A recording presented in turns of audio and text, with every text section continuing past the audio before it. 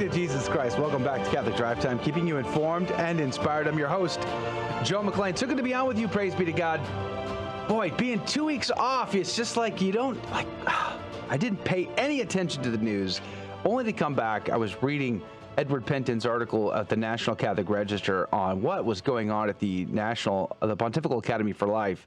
And it is just mind-numbing to me. I just don't understand. And he joins us now by Zoom chat, so hopefully we'll get the audio all cleared up. Good morning again to you, Mr. Penton. Good morning, Joe. Sorry about that. Yes, wow. Perfect. This is like HD. This is good stuff here.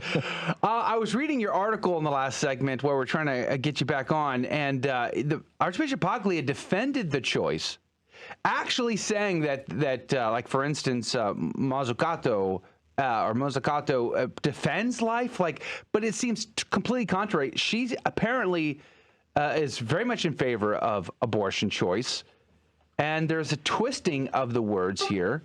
So why do they? Maybe you can help us understand why would Archbishop Paglia seem to think that her economic outlook would outweigh her abortion outlook?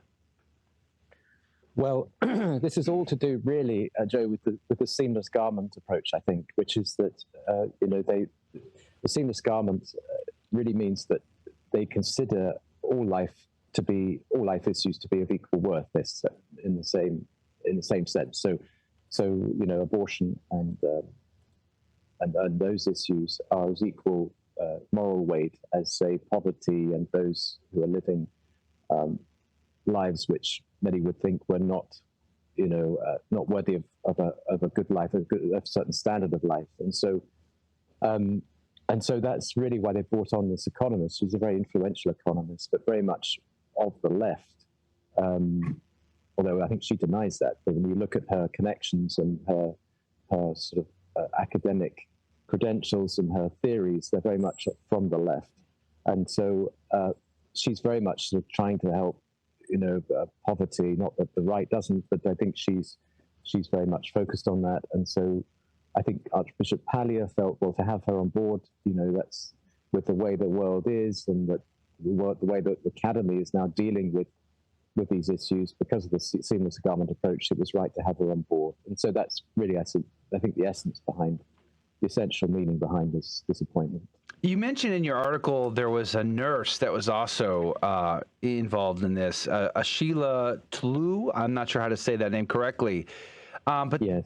She apparently likes to talk about safe abortions. She's throwing this around it's a complete contradictory term there, safe abortion. The baby dies every single time. Right. So how safe could it be for the child that's being aborted? Why would we allow people to manipulate and twist the language in the Pontifical Academy for Life? Again, this just seems completely contrary to what would be common sense. Right, and she also advocates the universal right to abortion and wants it, universal access, I should say.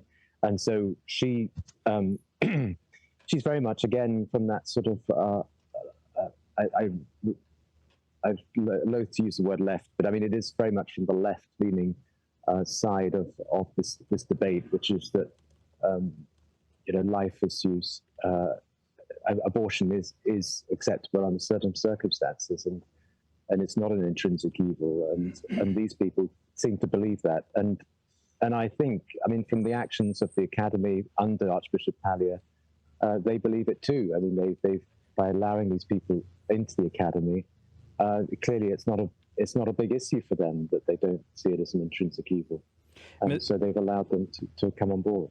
I see. Mr. Penton, this is Rudy Carlos here. And right before the break, we asked you about this document that potential employees of the Academy had to sign up until 2017. Would you say that 2017 was a turning point for the Pontifical Academy, where it all started to go downhill and the optics started becoming pretty sour? Or has it been more recent than that? No, that's basically the point where it all changed. It was the new statutes. It was basically the appointment of Archbishop Paglia as the president of the Academy, and then from since then everything has rather declined in a big way. I think many people would say.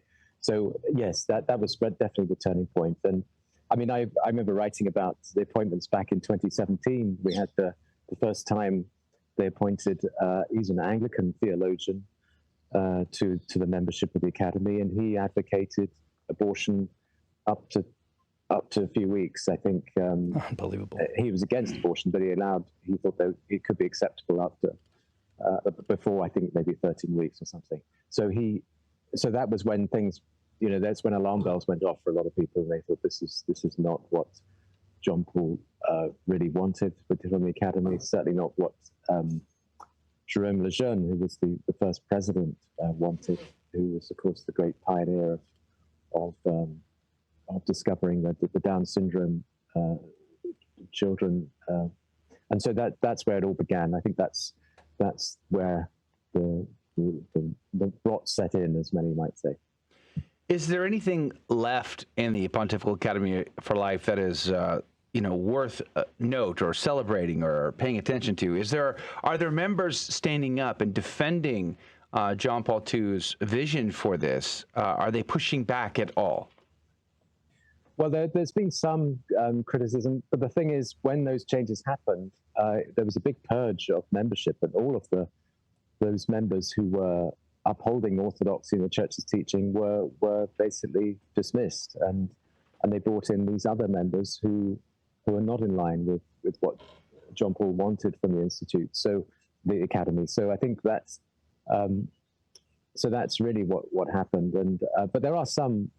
I mean, there's still Cardinal William Ike on as a member, and he's very solid and very pro-life. He's a former doctor himself, and there are a few members still on there who will occasionally speak up.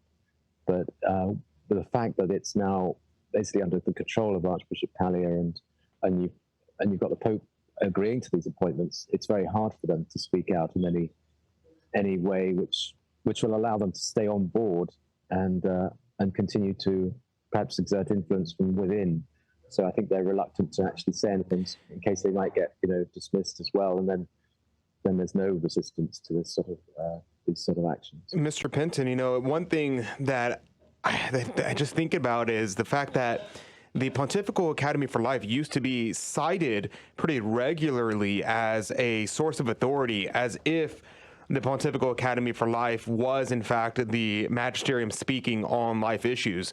But now that all these things are happening, people are starting to say that, and people are questioning, okay, well, what kind of weight in terms of authority does the Pontifical Academy for Life actually have?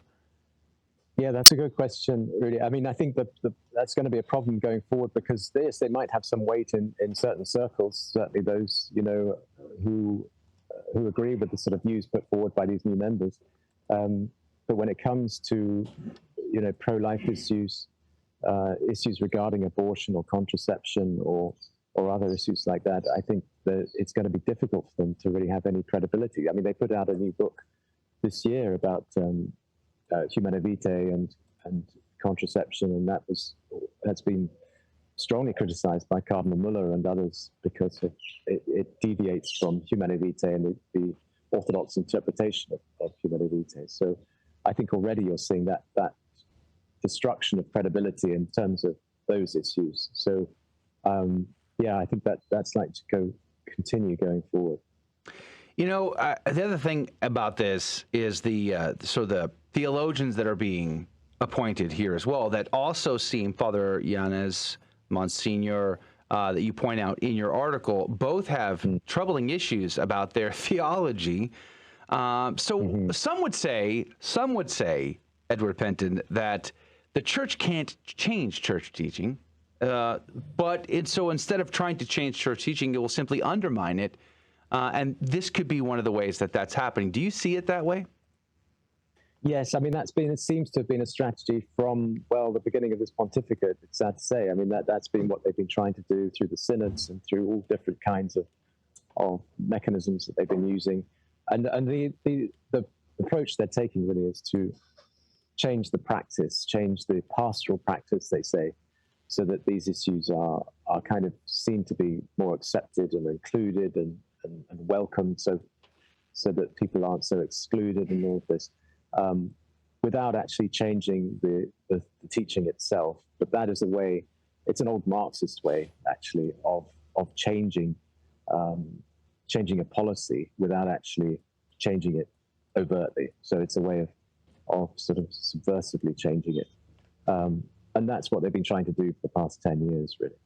So I want to give a chance here for Pope Francis. Is it possible Pope Francis simply doesn't know the details of these appointees, that he trusts the people who supply these names to him, that he just, gives them the sort of the rubber stamp and doesn't put much effort into figuring this out for himself? What are the chances that you think, Edward Penton, that Pope Francis is unaware of because I can't imagine Pope Francis spends a lot of time on Twitter, for instance. And has he even met these people? I wonder how much of that is an issue for Pope Francis.